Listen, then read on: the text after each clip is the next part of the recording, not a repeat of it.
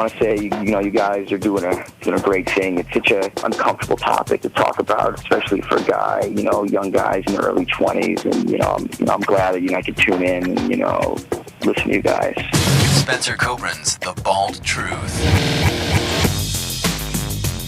Hey guys, welcome to the broadcast. 888-659-3727 is a toll-free number. Give us a call. This is a call-in broadcast, and this is the Hairloss Show. Welcome to the Bald Truth.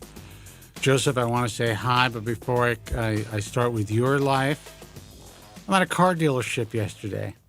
And sometimes that's relaxing to me. I saw a car that I was like, that's a nice looking car. Let me check it out. I checked that out online. Mm-hmm. I went to test drive it. And it was terrible. Well, no, it wasn't terrible. It wasn't what I expected, but that's not the point. So I'm sitting there. Guys like, you walk into the car dealership. First thing they do is they're like, yeah, well, let's get a copy of your license. And if you want to fill out any paperwork before the test drive, we can do that. I'm like, why would I fill out paperwork of any kind before a test drive? Isn't that what the test drive is for, to see if I want to fill out any paperwork? Right. And it's just funny. Well, he's like, well, we just like to know, exactly, what we're dealing with here and whatever it is. So I'm like, all right, maybe they have some dead Pete's coming into the dealership, whatever. I'm just like, here's a copy of my license. Great. Go for it. And this is where it's funny to me.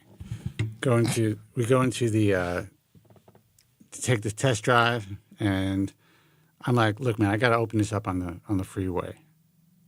He's like, well, the freeway is like 2 miles away. I'm like, well, you want to sell a car today, okay, right? Exactly. I think I can make these 2 miles pretty quickly in this automobile. So step on the gas, get on there, whatever. We're doing our thing. So as we're coming back, I see the guy is pulling back the sunshade. And he says, Mr. Kobren, please, excuse me for this, and I don't mean to bug you, but would you mind taking a look at my hair?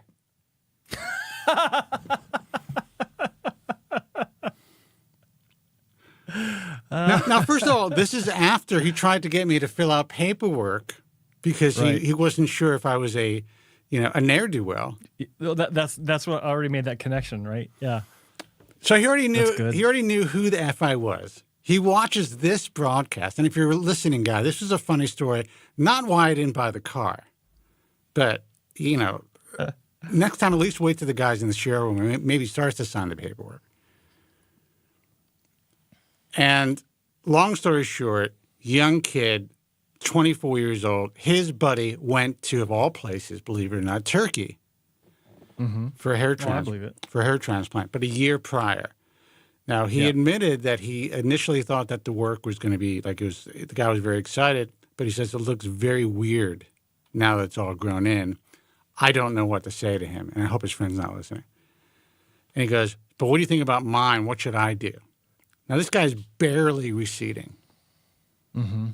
He's like a kid, and he's starting relatively, not early, but relatively, like where people start. And you said, before I get into this, I need you to fill out some paperwork for me. Yeah, I should have. So I gave him the spiel. I told him about medication. I said, I'm glad that you saw somebody who went somewhere that you thought that you were considering going to, and now you realize that it doesn't necessarily look that great in person. He, unfortunately, has to live with this for the rest of his life or get repaired. Mm-hmm. You don't have to be in that position. But,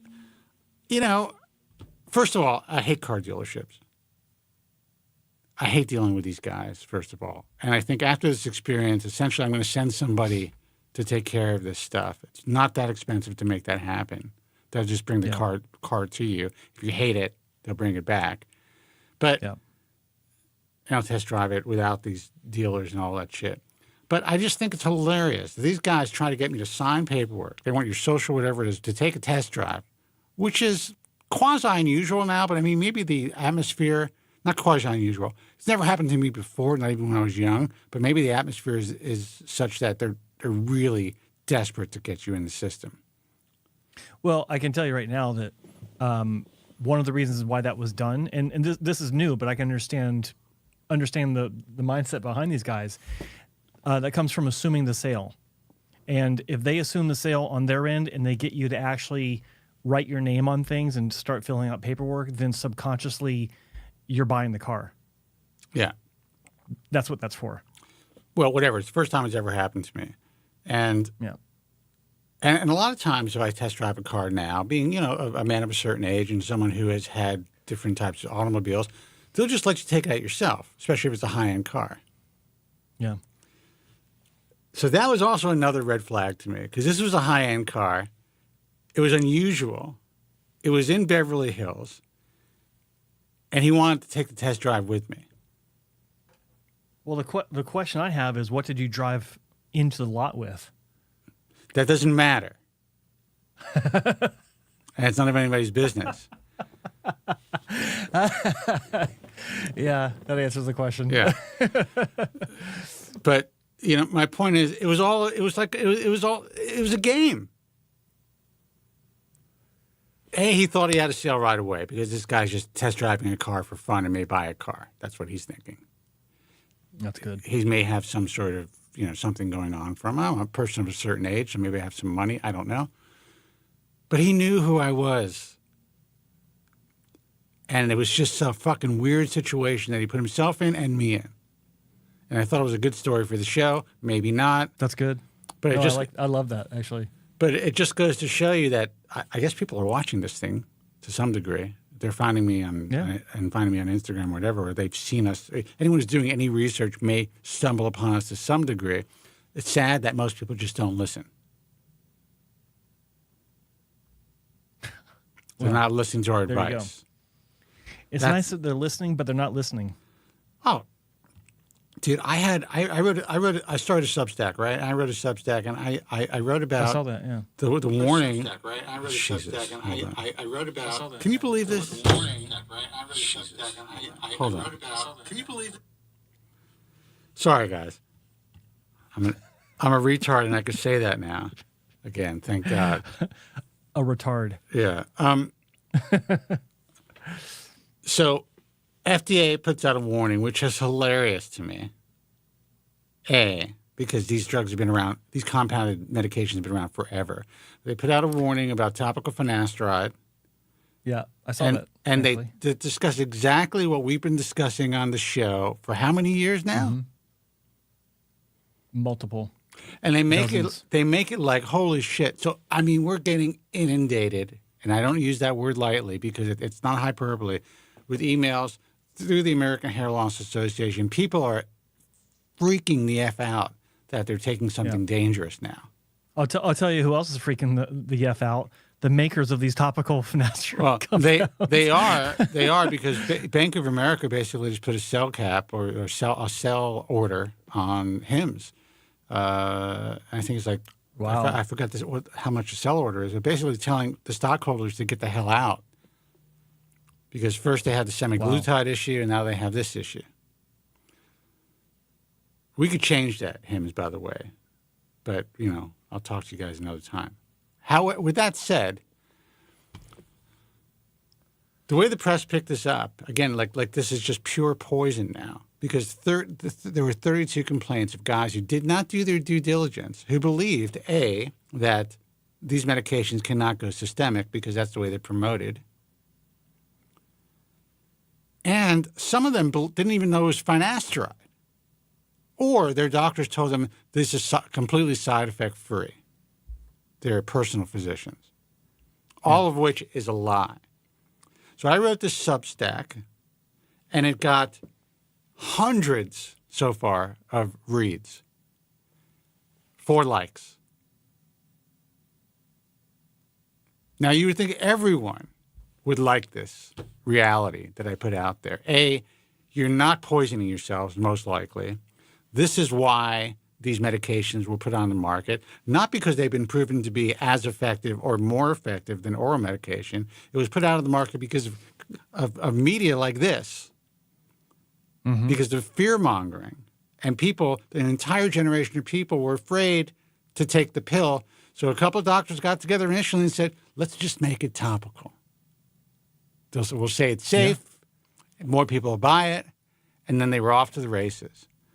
But these compounded products, they say they're clinically tested. Are they clinically tested? Maybe a small little in-house trials, but the FDA is not involved. You can say clinically tested if there's one person in your clinic that's been testing it for you as a patient. Like clinically tested means nothing. Nothing. Now, I know it works. They work. I know that for a fact. So if you have good preparation and it's a good quality product, it can work. But the reason it works is because some of the drug enters your bloodstream, no matter what they say. That's just the way that it is. Yeah. So you have the ability to have, there is always the potential for adverse side effects from topicals as well. And frankly, to me, if you're going down this route, on a personal level, oral medication is the way to go because you want your entire scalp to get the benefits. Now, yes, I mean, that sounds contradictory because I said it goes systemic anyway. But there's going to be some areas of your scalp that may be affected more, especially where it's concentrated more, than, say, your donor area, things of that nature. But again, well, go ahead. I have a summary for people that haven't heard about this or read it. I have a summary of the FDA announcement that I can read off, and I think it's kind of interesting on a couple points that I'll touch on. I just like hearing you read aloud. Well, thank you. Yeah. So the FDA has issued a safety alert for compounded topical finasteride products, noting that they lack FDA approval and have been linked to persistent adverse effects. Now, again, this is a summary. It's not the actual release. It's a summary of the release. Between 2019 and 2024, 32 reports submitted to the FDA adverse event reporting system highlighted issues such as erectile dysfunction, decreased libido, anxiety, depression, suicidal ideation, fatigue, insomnia, brain fog, and testicular pain, often persisting after discontinuation. Now, we've known this. Some of this is related to what's referred to by some as PFS or post-finasteride syndrome. So that's nothing really new. Some patients were not informed of the risks, with certain prescribers claiming topical use was risk-free. Additional, and we've all seen this, and anyone that knows anything about this industry and about this medication knows that that is not true. It can be true, but it is not true across the board as a matter of fact. Some patients were not. Additional concerns include local reactions such as erythema or erythema, which an irritation, which is a swelling and discoloration due to increased blood flow in a targeted localized area. And secondary exposure risk, particularly to females and pregnant women, due to the potential dermal transfer and the absence of protective measures like those in FDA-approved oral finasteride, Proscar, and Propecia, which is actually, that clear that's actually coating that you see on tablets. That's actually something that, over all the years that I've been telling people about these topicals, that I have never mentioned. And you know what? It actually does make sense. Now, we do know that the concern for people, women touching broken tablets or any tablets, but especially broken tablets and absorption, pregnant women, that's been a concern. Maybe a little bit, overly cautionary, but that's been a concern. But it makes a lot more sense that this stuff, it's kind of like these guys who are doing TRT in their leg, and all of a sudden their women are, they're like, why is my voice getting deeper? So I actually think that part of the warning is very interesting, and I think it's smart. Of course. Yeah, no, I agree. The wind up on this is FDA emphasizes that compounded drugs are not evaluated for safety, efficacy, or quality, urging clinicians to counsel patients on risks and encouraging adverse event reporting via the MedWatch program. Now, that's interesting, but what kills me about this is the first note of interest here. Between 2019 and 2024, over the course of 5 years, 32 reports. Of course. Yeah, but it's the thing. There's 32. Yeah, but here's the thing. There is a active campaign by the No, I know. post-Finasteride guys and all this stuff that is bringing all this to light. But in a sense, I think that this particular warning is a good warning. I really do. I think consumers have to understand they're selling this stuff like it's nothing. You know, when it comes to these online subscription, prescription, telehealth companies, they are kind of in a gray zone where they do not have to list adverse side effects of their medications. That includes their oral medications during, in advertising. So you don't see like if a pharmaceutical company is promoting a product on television or online, there is an entire list of side effects. There's like a speed talker at the end of the commercial. This is a gray area where compounded products do not, and generic compounded products, even oral medication, these side effects do not have to be listed in that manner. So people are being fed this information, this content, and these ads, not really understanding these are real drugs. The same side effects can occur. And I just saw Hampton Hunston ask a question. Brother, you got a doctor you can speak with directly. He'll tell you what he tells you. But the reality is it does enter your bloodstream. And part of why it works is because it enters your bloodstream. There is a localized DHT inhibition as well. But we also don't understand the reality of that localized DHT inhibition, how effective that aspect of the medication really is. Right. And whoever's claimed to study that is lying. They're not seeing it. Or they're overstating Yes, the quality okay. of their own research. Yeah. I would say that, yes. Lying is, I will take back lying. They may believe what they're saying, but they may be overstating the quality of their research. Well, I don't know if they believe what they're saying, but they're maybe being accurate when they say that they've studied it. Like I said earlier, it's like a clinical study of one, that kind of thing. It's like, no, we studied it. We had Bob.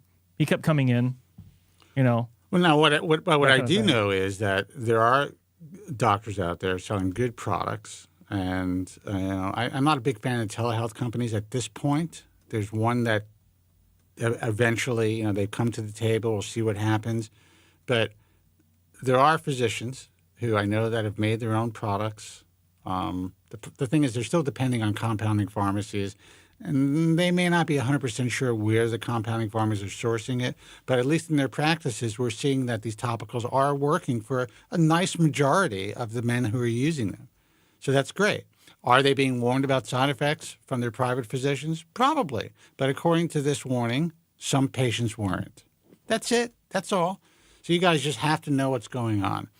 So you can go to The Bald Truth. What is it? thebaldtruth.substack.com. Just look up The Bald Truth on Substack. Read the article. Like it, by the way, guys. It's a good piece. No pun intended. And it's information that I put out there. I've been putting out there for years, but I mean, it really kind of puts things in the perspective of what you're buying, especially from these telehealth companies. Now, doesn't mean that these drugs are dangerous. It just means that they're real drugs. And you also, you don't know the exact percentages that are being compounded into these medications because who's testing them? Are you? Are you testing them when you're buying them? Are you sending it to a third-party lab to say, oh, this is actually 0.05% minoxidil in some fast-absorbing vehicle? Or minoxidil, finasteride, or 0.0025%? Or whatever they're selling? You have no idea. Now, I don't know why I can't get that through people's heads, but I think it's starting to come out and being fleshed out, because of people now complaining about adverse side effects. Now, the problem is the media only provides one side of the story. They forget about the millions of us, millions of people just like me and you, Joe, who have done very well on these medications for decades without any adverse side effects. They will concentrate on the 1,000 or so people or the 35 people in this case, and that's it. I wrote about that in this article. Now, Substack is pretty interesting because I was contacted by a media outlet yesterday I told them that they have the opportunity to tell the truth about this now. It's up to them. I provided all the information. And the reporter's like, and this is a big outlet, but it's, it's legacy media. So you can't, in my view, I mean, it is what it is. You see what they do with medicine and legacy media. Well, I was going to say, he said, okay, oh, that's great, Mr. Okay, we understand now. Don't call us, we'll call you. Yeah. So it's actually a woman. She was very nice, spent a lot of time with her. I said, look, I'm spending a lot of time with you to give you the truth about all the situation. We're also talking about hair transplant surgery. You have the opportunity for the first time in your publication, and this is a huge publication. It's the voice of the world, supposedly, to get it right. None of your colleagues has ever gotten this right. I've been doing this for 30 years. I've been in, 200 different stories, maybe more in 30 years. In their, maybe 5 in their publication. I said, you've never gotten it right. Not once. She's like, what do you mean? And I explained it. I said, there was one article in the Atlanta Star-Constitution back in 2005, or 2004, maybe, or 6. That actually got it right, every aspect of the article. And the one thing they did not do is go to some of the players that this person was asking me about, who were just politicians in the field who are afraid to tell the truth. Yeah. If you want the truth, it's here. If you want to provide what you consider to be a balanced report that will end up harming people, you can do that too. She was taken aback by that. But I said, here's the truth. You can contact me if you want more. And, I listen, there's a possibility I'm just going to get a quote like I always do. Or she's going to tell the truth.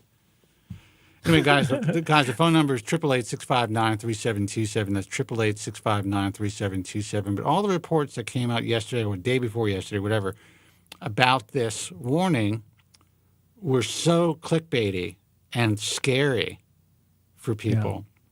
And that's what gets the clicks. Yeah. Right. But I was going to say, when you get your quote, don't forget to do a whole Instagram reel campaign telling the world that you were quoted in some sort of publication. Isn't that unbelievable? Don't forget that. Yeah. It's super important. Okay. Yeah. Even if it has nothing to do with you, but you've got like a short byline, as noted by Spencer David Kobren of the American Hairloss Association, then please. Sam Lamb just did pull one of those again.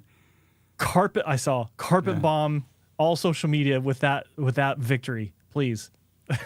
I saw that. That's what I was saying. That's why I was bringing it up. Yeah, honestly, I'm almost embarrassed to do that at this point. I have put some quotes from different places, like the Times or whatever, just like initially on my Instagram, just to kind of present. Okay, this is real. People, there's a credible person here. I'm not just some influencer or whatever it is.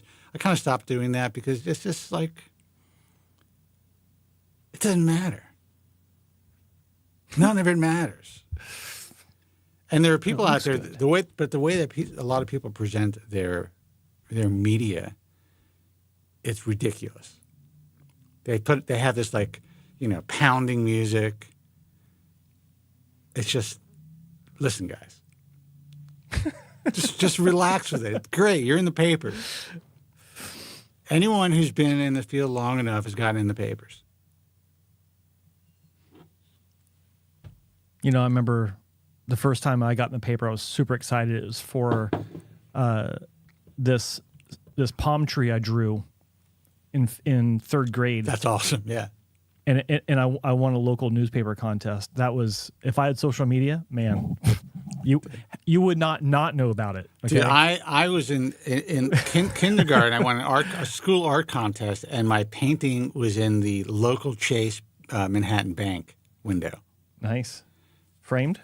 Oh, or just kind of taped up there for. No, they put like the best art from every class and every school in that area. It was like 1st through 6th grade, and mine was a big piece and it was up there. Yeah, I never forget this. My brother, let him rest in peace, was a really good artist. Me, not so much, but I had a way of, even at a young age, putting colors and shapes together on canvas. So it was kind of abstract. And I just never forget sitting in the bank with my mom and my dad and my brother. And my brother drew this incredible, like, I don't know if it was like an whatever the planes were back then. It was like a fighter jet. Yeah. And it was just a beautiful picture. And I just saw his face like, what the fuck?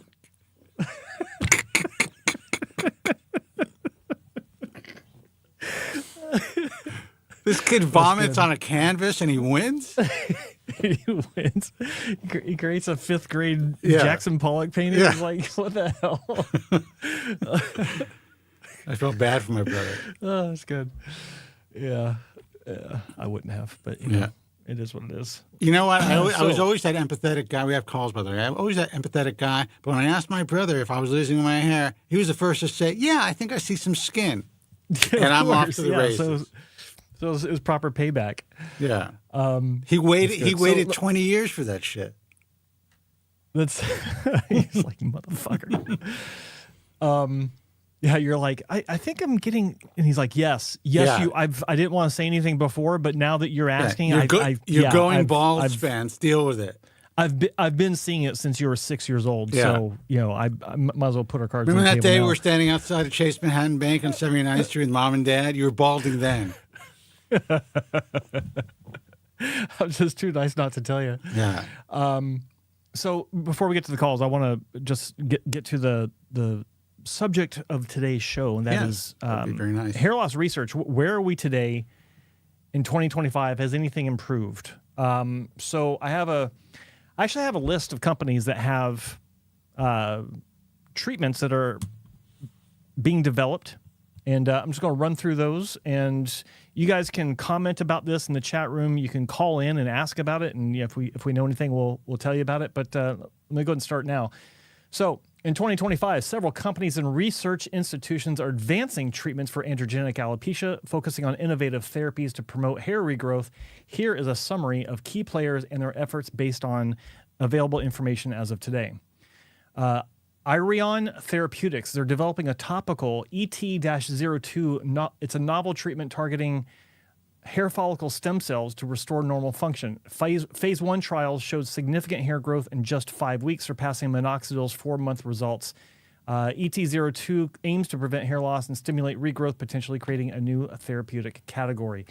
In 5 weeks, I've not seen pictures, but that's actually pretty interesting compared to 4 months of minoxidil. Next one is Amplifica Holdings Group, focused on molecular therapies, including AMP303, or that's AMP303, which targets hair follicle stem cells for regrowth. A 2023 study and ongoing trials build on research into signaling molecules like osteopontin, with the first in-human study launched in 2023.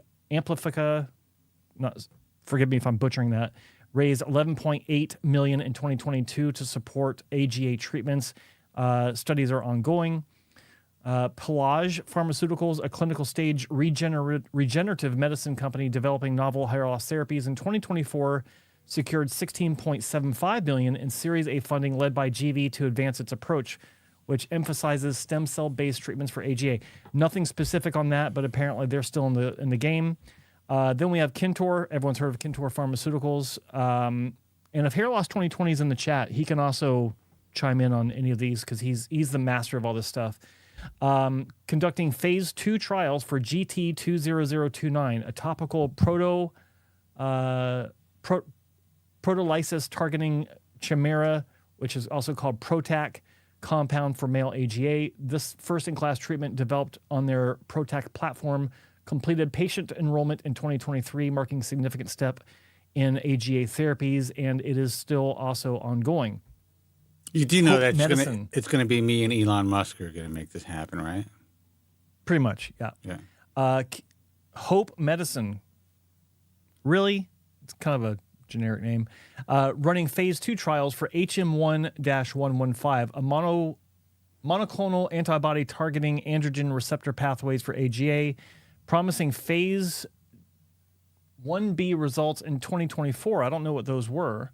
It doesn't actually update on that. Prompted further development focusing on biologic therapies to address hormonal and inflammatory aspects of hair loss. And that's something that we've talked about before, is the the feeling of inflammation while patients are going through hair loss, even having tenderness of the scalp on the very surface of the scalp. Like that's something that has been known anecdotally for a long time. Tomorrow Labs, and there's only a few more here, conducting clinical trials for its HIF strengthening factor. I knew it. HSF hair restoration technology. HSF modulates HIF-1A or 1-alpha to counteract hair loss. A 9-month blinded trial with 20 subjects showed improved hair density and anagen hair proportion, offering a novel approach to AGA treatment.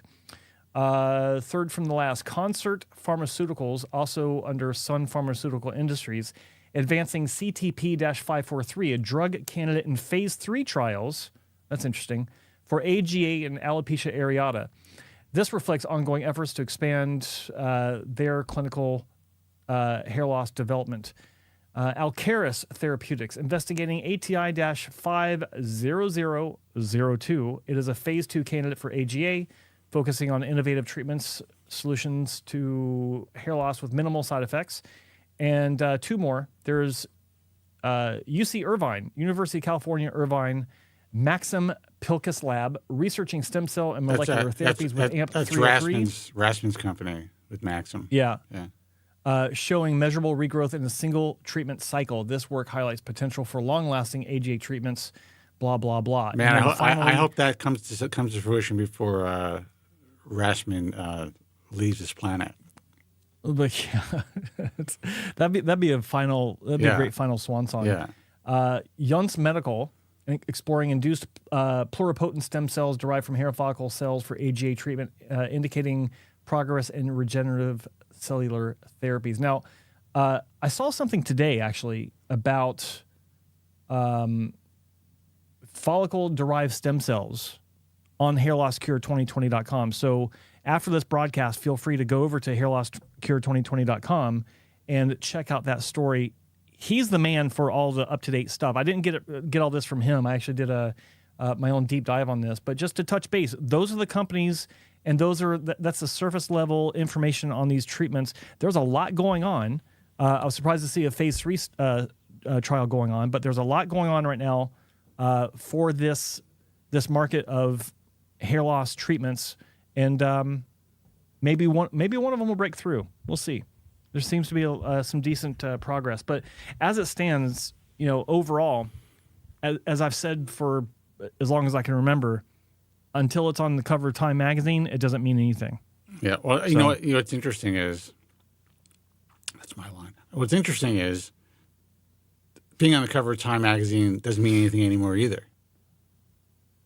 That's the sad thing. But it's the implications of that though. Like when it's a stand-in for when it's on the front page of everything, because it will be like a true cure. I need to ask you this question, and you must think this. Yes. Do you think that I'm dense and don't understand your inference? I just need to know. Is that a loaded question? I need to know. Anyway, it's 888 listeners. 888-659-3727 is the toll-free number. Guys, we'll take your calls now. This is the Hair Loss Show, so we're here to also answer your questions, not just, pontificate. But Joe wanted to bring some good information about future potential treatments in the pipeline. All good news. Will they end up being cosmeceuticals? Maybe. There's a good chance that's going to happen, like with all these other companies. Will these companies eventually, even though they've garnered, round A or whatever funding, they can go under too? The big tell is if Adirond's and Bosley get involved. You don't want that to happen. That's the kiss of death for these companies. I don't know why. Nothing personal against Adirond's and Bosley, but it just seems to be the case. 888-659-3727. We'll take your calls. Hey, you're on the air. Who's this and where are you calling from? Hey, this is Alex from San Diego. Alex from San Diego. Thanks for holding on. What's going on? No problem. Not much. I can tell you one downside, if any of those treatments work, is that I will probably be put in jail for running through the streets naked and cheering with joy. Now there's going to be there's going to be so many people who are doing that. Oh yeah, it'll be a parade. It's gonna look like a pro Hamas parade or whatever. Yeah, I would take a little jail time. I would do it, whatever it takes. I would take a little bit of jail time for that. And we can dye our hair blue if we want, which would be even more fun. There you go. Yeah, perfect. For those that have any hair. Yeah, well, that's when we're going to be growing our hair back. It's the whole point of running through the streets.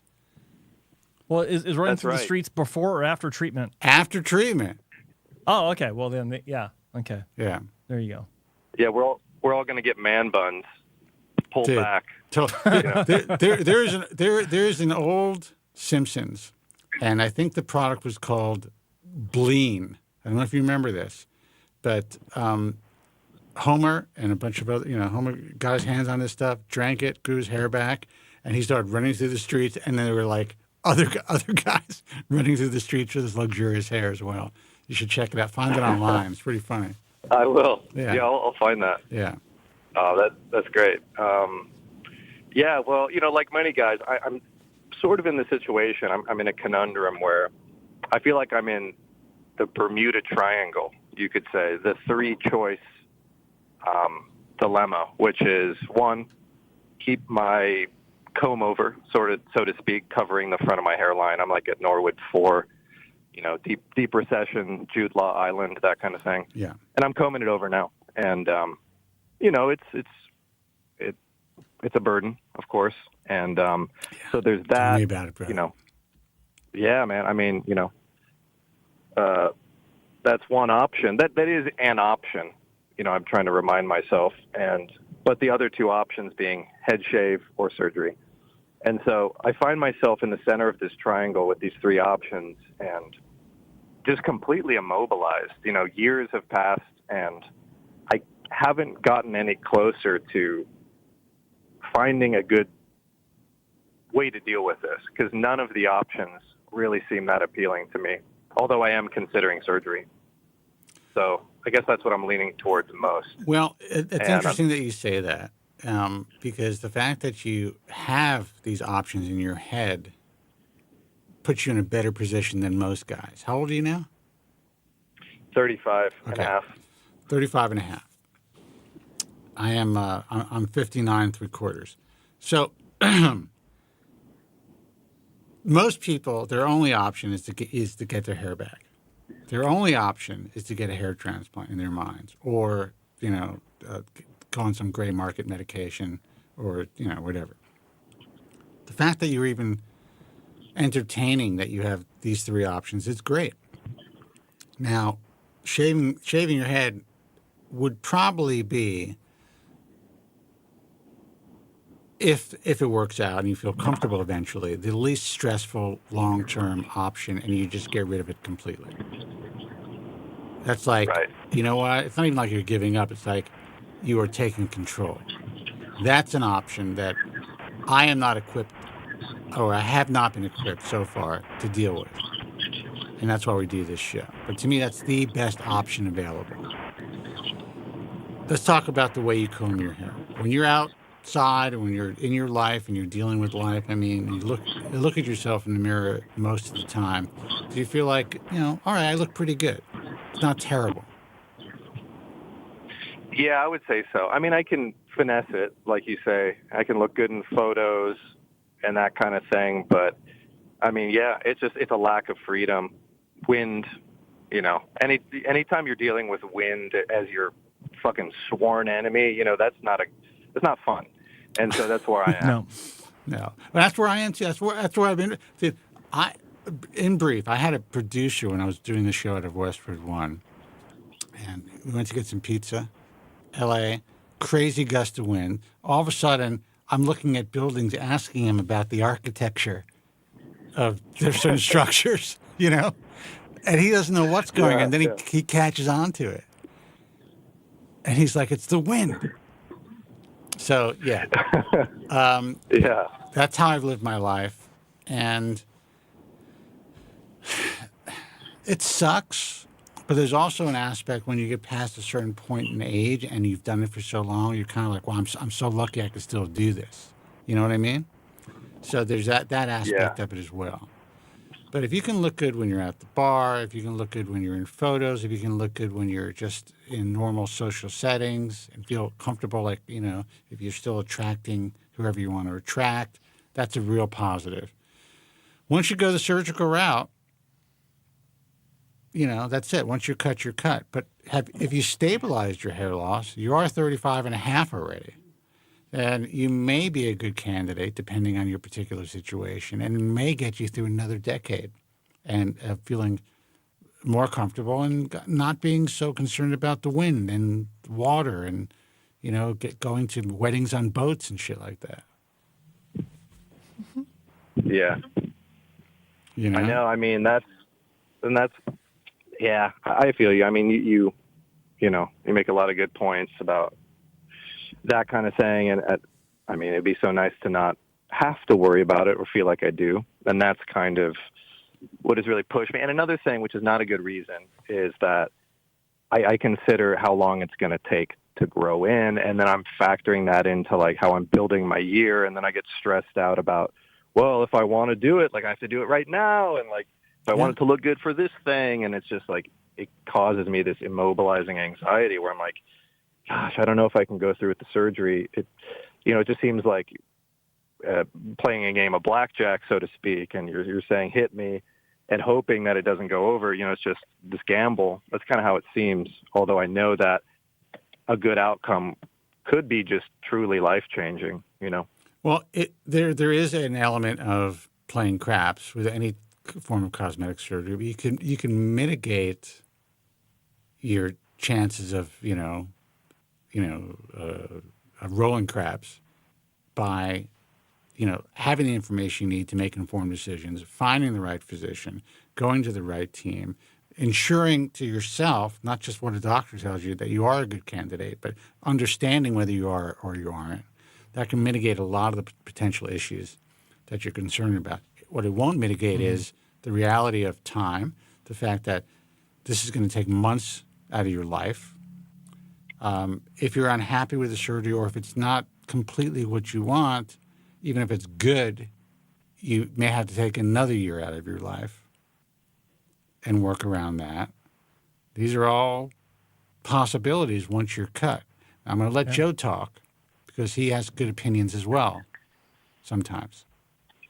Well, and maybe I missed this earlier, but what is your hairstyle like now? Like, how are you wearing your hair? How much hair loss are you dealing with? You did miss it completely. Dealing with a good amount. Jude Law status, that whole thing with the island. And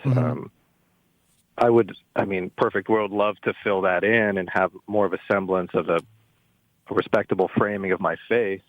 And so I wear it kind of long in the front, and I swoop it over to the side to cover the recession, essentially. And I use fibers to kind of make it look a little less recessed. And I kind of just hope that it stays put during important events and situations where I can't wear a hat. Of course, yeah. I want to say up right now, though, forgive my questions, because while you guys were talking, I was actually looking up Bleen and the hair loss that Homer found. There is no Bleen that's listed, but there is. He did get his insurance to pay $1,000 per dose for something called Demoxenil. That I remember too. Yeah. So and with the purchase, there was a kit that included gravity boots, an electric scalp massager, and a Demoxenil T-shirt. And so the reality is, I went for stuff like that. Yeah, at that point in time. Yeah, you and thousands of others. Yeah. So that's where I was while you guys were talking. So forgive the questions, but I think it was worthwhile. So anyway, okay. So, and your medical use, Finasteride, anything like that? Minoxidil or Demoxenil? No. Okay. Oral minoxidil. Okay. But nothing else. No Finasteride. Finasteride as well. I've been taking that for like 7 years. Okay. Kind of. Okay. All right. Mediocre results at best. Yeah. So you're doing what you can to fight the loss, and you're dealing with the aesthetic day in, day out, with the swoop over and the fibers. Yeah. And what were you telling Spencer about your comfort level going out? And I understand the wind part. That sucks. Like, I've been there, done that. But aside from that, like, how's your comfort level as far as going out?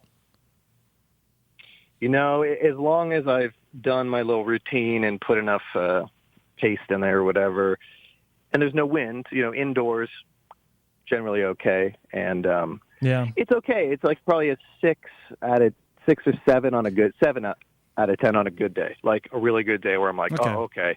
It's working. I don't have to worry about it. But that's very rare. I'm always thinking about, like, did it go up too high? Like, yeah, exactly. Yeah, and you're thinking about it through, like, once you walk out of the house, you're always thinking about it anyway, whether it's good or not. You're always wondering, like, what do people see? Oh, it's a giant elephant on my head. Yeah.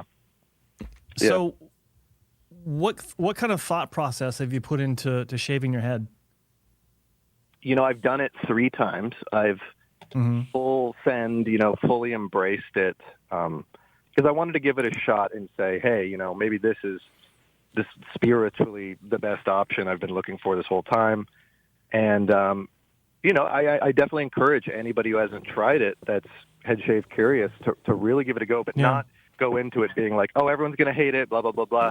I just fully owned it. I walked into situations and just full confidence, just to see how it was like with full confidence.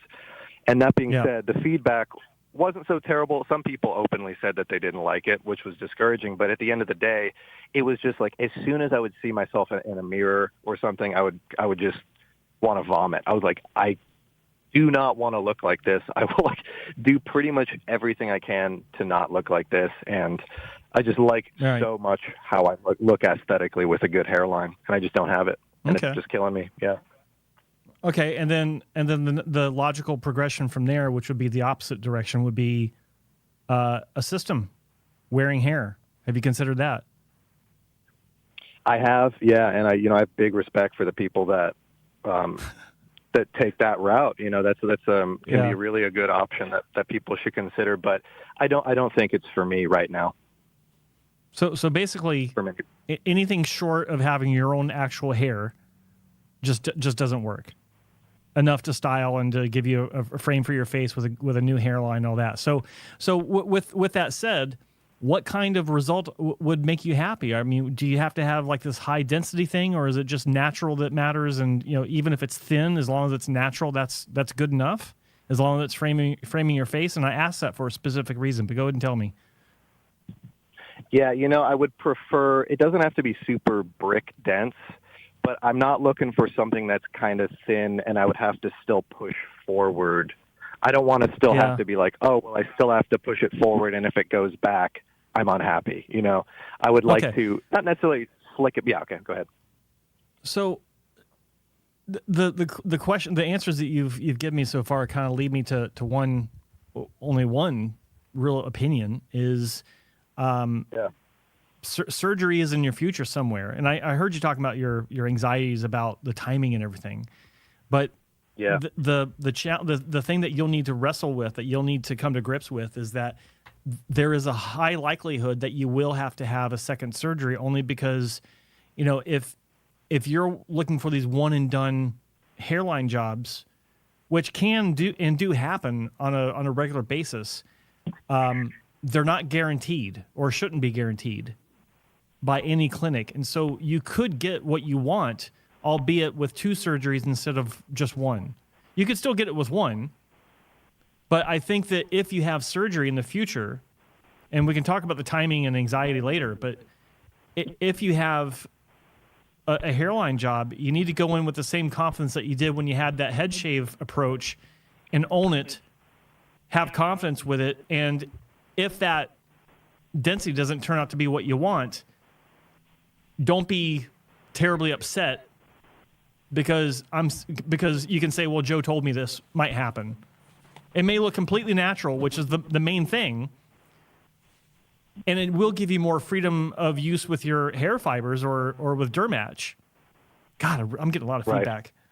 But even a thin, this is the thing, even a thin hair transplant, as long as it looks natural, where you have a hairline where once you didn't, can still make a huge difference for you, a massive difference for you. And you might even be happy with it and not realize it until it actually happens. But you have the option to kind of add a little bit of density to it later with a smaller second procedure, or it might be a great foundation for continued use of concealers. It's a good way of looking at it, and I realize the, not expecting to be able to shave your head comfortably in the future after having a procedure, but still, I mean, I see some doctors where, sure, you don't want to rely on it, but you can, some doctors I've seen get really good results where they can minimize the scarring to the layman. That's a big deal. No, of course, and that is something that you see with all the quote unquote great clinics that you hear about. They all have that capability, and they do have that outcome manifest in a lot of their patients. But the opposite is also true of those very same clinics. Every clinic out there that you're looking at, where you're like, wow, they really manage the donor area great, or the scarring is nearly, if not completely, imperceptible. They also have patients where you'd be like, God damn, like that doesn't look good. Every one of them do. Okay, so you can't lose sight of that. You cannot lose sight of that. That has to be in the back of your mind from beginning to end, as far as your experience goes, in the sense that if it does happen where it's not perfect for you, you're not out for blood with this clinic because you didn't get what you had hoped for. Like, as long as it's within a realm of acceptability, and you can say, all right, well, it's not terrible, and I can live with it, and maybe there's something can be done to kind of patch it up a little bit, a few hairs into the scars to kind of reduce the appearance or whatever. It also depends on the length of haircuts that you want to have. But overall, I think that you've already checked the boxes that indicate that you're going to have surgery at some point. But then you got to talk, and I gave you the caveats to consider. But then, as far as the timing and the anxiety, that's something that only you can really. God, that feedback is killing me. Where's it coming from? For me, I'm sorry. Or echo. It's not from you. It's echo of my own voice, and it doesn't really happen very often. Anyway, it's better now. But your timing anxiety, I get it, but if you let that rule your decision, there'll never be a good time. You'll always have something that's like, shit, I want my hair to look good for this thing that's going to happen in 6 months. It may look great in 6 months, but ultimately, the one thing that you can look at is, one way to approach surgery is, once you have the surgery, go ahead and buzz your head again, keep it really short, and that way, as things grow in, over time, it doesn't look like anything's really different to anyone around you. It's normal. It's just, his hair's growing out longer, and the increase in volume or density or the shape of your hairline doesn't draw any attention at all, because it's such a slow process. Unless, which happens to some people, you are one of these guys that have lighter skin, and there's a longer lasting kind of red hue to your scalp, which could possibly happen. Some guys will have that for months. So that's reality. Yeah. It is, but I think also, like, just as far as the obvious nature of a hair transplant, it still doesn't look like a hair transplant just because it's discolored. It looks like he's had a sunburn or something, or a mild reaction to a shampoo. So he can still get away with it. Right. What do you think, Colin? But he's going to want to. I think that's great advice. Thanks, guys. Yeah, I got to run, but that's really helpful. Yeah, so Yeah. Thanks. That's good stuff. Hey, look, I gotta go. Yeah. You never want to hear that on a radio Stop show. taking up brother. my time, please. Yeah. No, I'm just good. kidding. No, I gotta get back to work here. I just want to call in real quick, but yeah, I'll call in again, and as always, I appreciate it. Super helpful. All right, man. Listen, good luck. And surgery is always the last resort, but you're still young. I mean, you got a lot of life ahead of you. So, I mean, you want to enjoy it, and I understand it. Yeah, All right, brother. for sure. Well, All right, take all care. right. Thanks, guys. Bye-bye. Bye. Thanks. I don't envy being that age anymore. You know, it's funny. I know a lot of older people in my age group, your age bracket, they're very obsessed about youth. And I have to say that obviously, yes, we're closer to the end, which may or may not be that bad. But I would say the only real advantage to youth is like the physical aspects of it, but it is possible to maintain those physical aspects if you work hard for a very long time. But the emotional aspects of youth and what you have to deal with at that stage in life, it wasn't great. I have to tell you, I'm kind of glad I'm past all that stuff. Yeah, I'm all the drama and uncertainty. Yeah, I agree, 100%. I mean, 100%.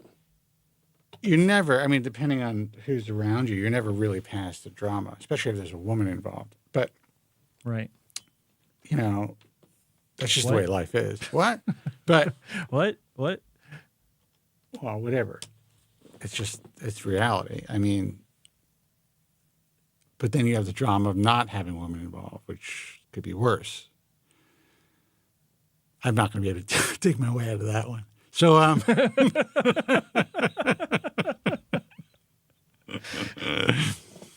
Mail orders at work right now, so she can't hear it. yeah. Oh, she's listening. But yeah, I think about that, and I think about the anxiety that you deal with, and you know, like you're more limited. Like when you get past a certain age, you can do whatever. Be like, yeah, I paint my head, or yeah, it's a wig, or yeah, I mean, I'm going to go get a facelift, or whatever these women do, or it's kind of like it's expected when you're at a certain point, or you know, it's more like, well, you look really great for your age, and that's almost like, yeah, it's like a relief. You know, there's less expected of you. Now, in the money realm as a man, there's more expected of you, for sure, when you reach a certain point in life. Mm-hmm. You know, I was just communicating with a guy in his early 50s, and we were communicating over a reel about this guy who was saying how, you know, as men, all we really need is a, you know, one-bedroom apartment with a big screen, you know, just a big television, maybe a PlayStation, enough food in the fridge, and money in the bank, and decent car to drive, and we're good. And all these big houses and everything that, you know, we're all doing this for other people. We're doing it to get women. We're doing it to support people, and that women don't really understand that, you know, a lot of this stuff, whatever. Mm-hmm. This guy tells me that. He goes, yeah, but, you know, I mean, something about, but being in your early 50s and living in a studio apartment, bringing women home, they always have like a question mark. So you can't really be happy in a situation like that. Yeah. And in a way, that's true, you know? Yeah. You know, what I would do in that situation is just like really like make it like totally like you're a minimalist. And kind of have that in your bio and all that stuff, and just make it like you're actually wealthy, but you don't mind. You know, all you need is these lawn chairs and this television. I don't need a futon. Yeah, I like futons. Right. Yeah, you know, and just have like a closet with like 4 shirts. Yeah. You know, just make it a thing. That's what I would put in my bio if I was dating as a minimalist. That's great. I like that. So anyway, the guy that I was speaking to, never be ashamed of your situation. A lot of people can't even put a roof over their heads. That's true. Put that in your bio too. Yeah. But no, I would go like full. I would go like full on minimalist. I would get like some piece of ass Japanese, shitbox car, and not that Japanese make great cars, but you know what I mean, like an old Toyota or something like that. An old Civic. Yeah, and get some like weird bumper stickers, and that'll be my thing. That would be my thing. Like, what am I? I'm not working for the man. That would be my gig if I didn't have any money.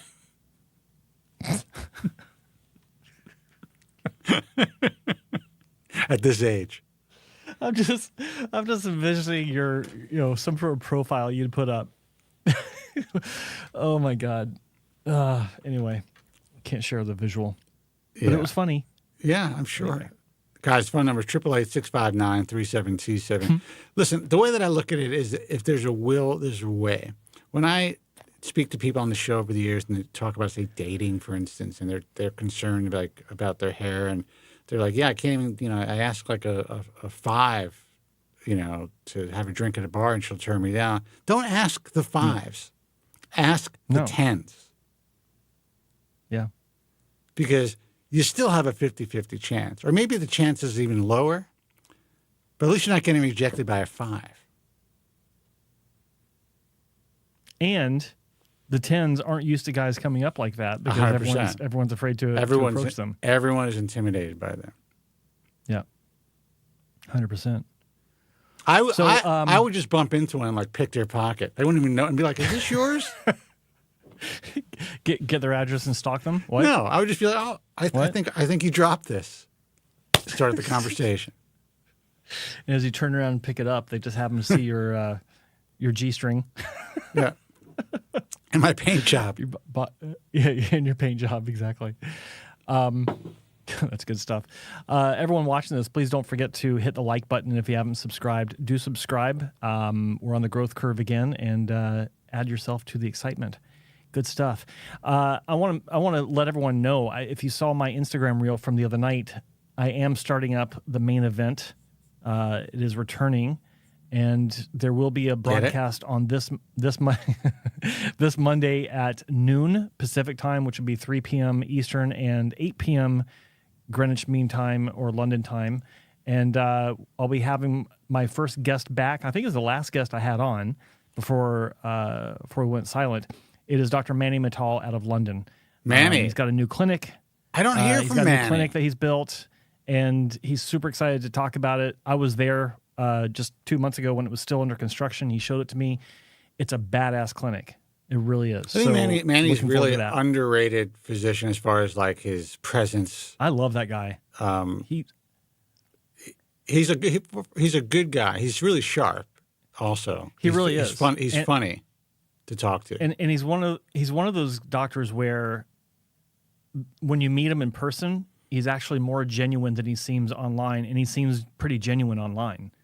And I gotta say, like when I got to London after the first 4 days I was in the UK, deadly sick. Man, I was in my hotel room for 3 days straight, not leaving. Yeah. I won't say why, but it wasn't pretty. Yeah, I'm sure. And I was finally able to get some work done there, and then I went to London, and spending time with him was an eye opener as far as, like, I had expectations just based on knowing him already on the phone and through video and his nice Instagram presence, but to be in his clinic and to spend time with him, I really enjoy getting to know him. Like he's one of those guys where it's like he comes across as genuine. So do you have like a long distance relationship now? What's going on?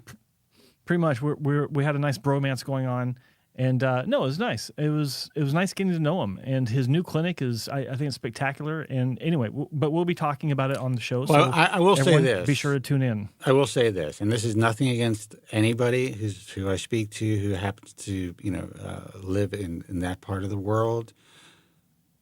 But he's the only Brit that I've spoken to, had a phone conversation with, that had a cadence that was close to speaking to an American, if you know what I mean. I can't explain it. Yeah. But there's a a sense of humor, comedic factor. There's a lack of dryness. It's as though I don't know where did he grow up there? I don't know, but he's a very warm, funny guy, and he only says goodbye once when he gets off the phone. It's not bye. I don't understand what's going on over there, but these people can't get off the fucking phone. Okay, now. Yeah. All right then. Yes. Yeah. Bye-bye. Bye-bye. Okay. Bye-bye now. Bye-bye. Take care now. Bye-bye. Bye-bye. Bye-bye. Bye-bye. Bye-bye. He just says goodbye like everybody else. Yeah. All right. See you, mate. Bye. Yeah. Cheers. That's it. Nice and quick. Jesus, it's basically like I have to be with these other guys. I'm like, oh, no, you hang up. No, you hang up.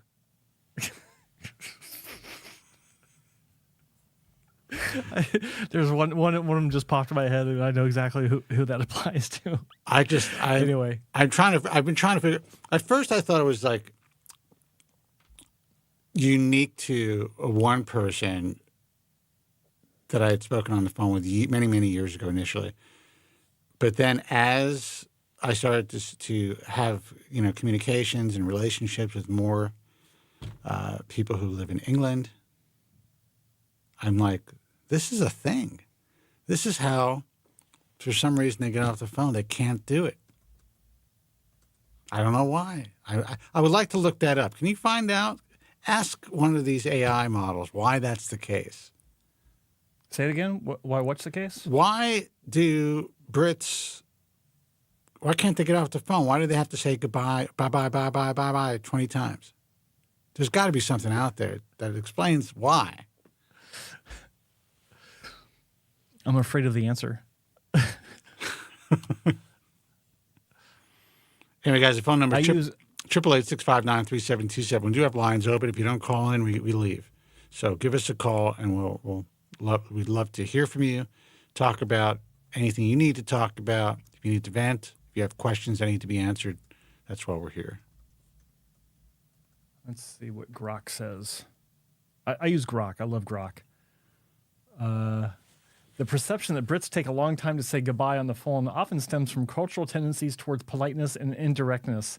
British communication style, shaped by social norms, emphasizes avoiding abruptness to maintain courtesy. This can lead to extended farewells as callers engage in a series of polite phrases like, right then, take care, speak soon, or cheers, bye, sometimes repeating or layering them to soften the end of a conversation. That's interesting. Yeah. And it makes sense. Yeah, it does. It's like, it's There's okay, a lot more to it. guys, it's fine just to say goodbye when you're ending a phone call. Like, we'll talk soon. Have a good night. Yeah. Done. Yeah. Bye-bye, bye-bye, bye-bye, bye-bye, bye-bye. No, bye-bye. You hang up. No, you hang up. Let's see who this is. Hey, you're on the air. I'm cracking up. Hey, you're on the air. Who's this? Where are you calling from? Hey, guys. This is Kyle from Kentucky. Kyle from Kentucky. Thanks for calling, What's man. up, Kyle? Hey, what's going on, guys? How much? Yeah, I called in like a couple years ago. I was losing like 1,000 hairs every time I went to the shower and was combing it out and stuff. Really just want to kind of give an update on my case and then just a couple quick questions. Yeah. Okay, cool. So, I got on, they put me on oral minoxidil, and, that actually worked pretty well for a while, and then it stopped working, and, one day I went and looked at the bottle, and what do you know, they changed the manufacturer on it. And then it kind of stopped working. Interesting. Yeah. Yeah. Now, let me ask you this. That's interesting that you're actually able to see that they changed the manufacturer. Usually, it's manufactured in the same plant, but they change the source, not necessarily where it's being manufactured. So, was it a subscription-based model, or did you get this from a doctor? Yeah, well, the doctor prescribed it, and CVS fills it. So, like on the label, there's the manufacturer. Okay, all right, okay. Yeah. Some reason, some reason, I thought you were talking about topical. So yeah. No. So that makes sense. Oral, so you're getting it from you were getting it from your pharmacy, and yeah, I mean, but that's also sometimes they don't even put the manufacturer down of the generic, which is interesting. So it's interesting that you saw it. So okay, you saw it, they changed it, and you realize, wait a second, it's no longer working for me. Yeah, and just, I mean, I know you guys talk about that all the time, and, of course, if you go on Reddit and stuff, it's just, everybody's like, oh, it's always the same, it doesn't matter, and, we know it's not. My mom's been a registered nurse for like 40-some years, and she'll be like, we prescribe people and give it to them all the time, and the generic or somebody changes the manufacturer, and it can make a difference, but nobody wants to believe it for some reason. Well, there's a pretty well-known book that was put on the market about maybe it's 5 years now or 4 years ago. What's it called, Joe? Pill of Lies? Something of Lies? Bottle of Lies, maybe? Bottle of Lies. Yeah. I think Bottle of Lies. And it really does an incredible job in explaining how these products are manufactured and just even the slight molecular differentials and, different fillers and stuff like that and how it affects people's bodies. Yeah. So there's no doubt I would never, if I could avoid it, change the drug that I'm, the manufacturer that I'm using. And that's the problem with going to a hospital, because if you're on a certain medication, say you take brand, they won't give you brand. You have to have people sneak that shit in for you. Because they will give you whatever, the cheapest medication they can. And we're talking about if you have a heart situation or whatever, it's a mess. And for some reason, anyone that stays in the hospital, they put on blood thinners because they don't want them to have blood clots and all kinds of stuff that makes you even sicker. Anyway, don't get me started. So your mom's a nurse. She explained this to you. Yeah, for sure. And, when I called him back before, I was losing tons of hair. And I went to a local dermatologist, and he was like, instantly, telogen effluvium. You guys suggested I go to, because I'm in Kentucky, Cooley or, Cole or I think or something. Yeah. I didn't either go to either one. I just went to the local place, got that, and because I had a horrible reaction on Finasteride. I'm sorry to hear that. And it was pretty bad. And but I tried, after a couple of years doing the oral minoxidil and wanting to do a little more, I tried dutasteride and I had no side effects at all. That's amazing. Okay. Yeah. So you're on dutasteride now? Yeah, 1 milligram. Okay, that's great, and you're doing well. Yeah, no side effects at all. That's great. Pretty incredible, because Finasteride was not fun for me. But, like I said before, years ago, and I know you guys take lots of calls, but I have a pituitary tumor. My hormones are all screwed up. And I think I remember you now, yeah. Yeah. Yeah. But anyway, I think it's all pretty stable. My left temple is the bad one. It's kind of bad, but, I'll be 45 this year. For my age, my hair is still pretty good. That's great. Individually, it thinned out, and the density's not as great right on the hairline, but overall, I'm in pretty good shape. Just being able to say that, and the fact that you said you called in 2 years ago and you were shedding 1,000, what you thought were 1,000 hairs a day. I mean, it really does emphasize the value of medication and what it can do for people who are dealing with this. So many people kind of devalue it. They're so concerned about adverse side effects. They will go any route they possibly can to avoid medication. And unfortunately, they usually, if they really want their hair, end up getting on the medication train later. And if they would have gotten on earlier, they could have really had less of a roller coaster ride in general. You're a unique case because you didn't do well on Finasteride. Now, let me ask you this. Were you on a generic Finasteride or were you on brand name? It was generic. I did one of those, the Roman or one of the online things, and they just send it to my door. Roman, man. Go ahead. Sorry. Yeah, and I was going to say, I really wasn't aware of any of the side effects before I took it. I literally was like, oh, I'm losing all this hair. I saw a commercial. I went and did the thing, talked to the doctor for 2 minutes. It came to my door, and I took it. And it was... Well, then, you had real side effects. If this wasn't even in your purview, then you are a person who was affected by that particular generic. Yeah. Mm-hmm. Yeah, because, it seems like it would be a well-known drug, but none of my friends had ever heard of anything you could take to the top of your hair. You know what I mean? It's just, for somebody from kind of my generation and before, I'm sure, no doctors ever bring it up. Well, your generation is young. Dude, you are 45, so you are like, what, you are a millennial, right?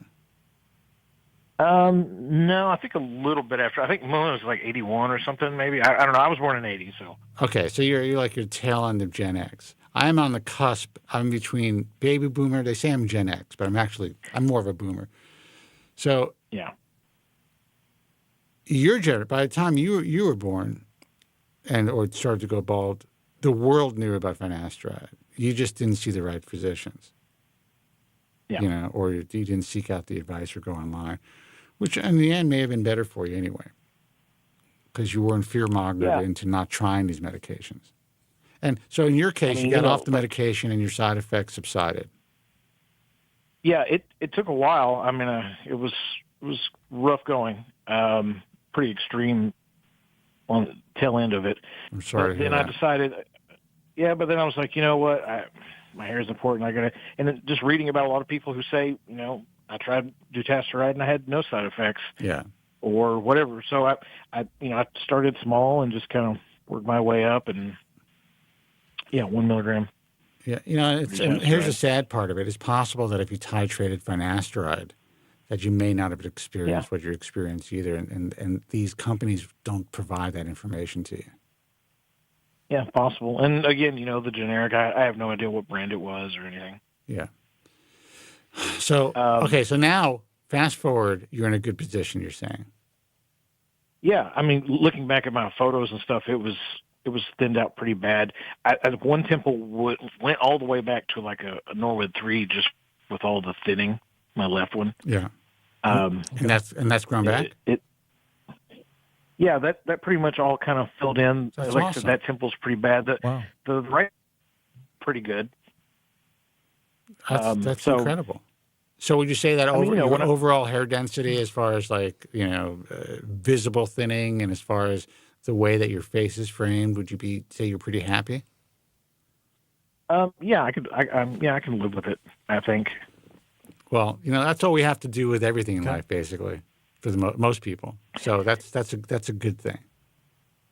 I mean, for me, especially I've grown it longer, and I just sort of keep it swooped over and kind of over that bad temple, which really, again, most people would be thrilled to have that sort of temple at my age, I'm sure. Yes. But, my hair's so tied up in my self-esteem. But, yeah, like I found a bag under the sink the other day of the hairs I collected that I counted the 1,000, and that was 3-4 years ago, whatever it was. I was like, oh, man, Well, I'm glad to hear that I wasn't the only one, because I kept bags of hair, man. It was a big. I wrote about that in the original The Bald Truth, and that was, for some reason, that was a line, or that was a comment, or a paragraph in my book that, when the book first got out there, that every person in the media latched onto, like I was out of my mind for collecting my hair. Yeah, I mean, and so what I'm thinking is, I like having, surgery is there if I need it when I'm 50 or 55 or 60, whatever. If I just want to redo the hairline or the temples or whatever, it's just an option. And, that sort of gives you a little bit of comfort. Well, it's a great option, especially you're 45 years old now. And I tell these young kids, the longer you wait, in general, the longer you wait, the better your outcome is going to be surgically, for two reasons. One, you have a lot more hair, and usually have a lot more hair in your head if you're waiting that long. You've lived with it for a while, or if you don't have a lot more hair in your head, even getting some hair back that looks natural is life-changing. But also, you're getting closer to death. You know what your balding pattern is, basically. In most cases, if you're able to stabilize it at your age, it's probably going to be a relatively slow process, or much slower than it would have been naturally. So a good transplant could last you decades. And by the time it starts to fall out, you could be dead. Yeah, that's the way I think. For me, it's more of like, I look at my dad and I see like the way his temples and where it goes, and I can see the beginnings of that. And I'm like, I don't like that. I gotta, I want to stop it here, kind of thing. I totally get it. And, I think you're very fortunate. And what you're fortunate most about, in my view, is that you had a certain mindset that even though you suffered with adverse side effects, which, I mean, it stinks, and you had a rough time, you were still, I don't know, maybe desperate enough, but also open-minded enough to try something else. another 5-alpha reductase inhibitor to see if you would have the same effects, and you won. So that's great. Yeah. So I got a question. Maybe Joe knows this one, or both of you. But Hopefully, Joe knows. One of the reasons one of the reasons I kind of tune in and listen is just when you guys mention a hair transplant surgeon, just thinking about the future. Just so I do less research. If the time comes, I kind of have it in my back pocket. You mentioned Reyes one time. Was it Alba Reyes? Yeah. And so I went and checked her website out. She has this thing about micrographs, and I just wondered, is that is it a marketing thing? Is it something nobody else I ever really see talk about? No, it's not. It's not a well. No, it's actually someone who's been around the industry for a very long time. That's all.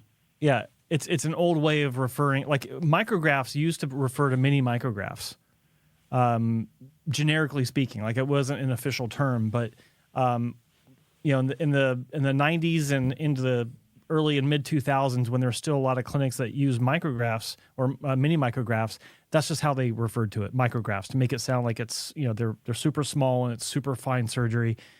Right. And I've not looked at her website in a while, but last time I looked at it and last time I talked to them about it, because I was giving them some advice on their online footprint, so to speak. Their website looked like it was built by GeoCities in 1997. Like it was terrible. Photos are terrible. I don't think it's changed, but yeah. Yeah, photos are terrible, and it doesn't reflect the work. It's just the quality of the photos. Film photos that were scanned and then online. It's just not the way to do it, and bad angles, bad photography in general. I worked with them to up their game, and they've been amassing supposedly a library of their results that are taken in proper conditions for their eventual new website, whenever that happens.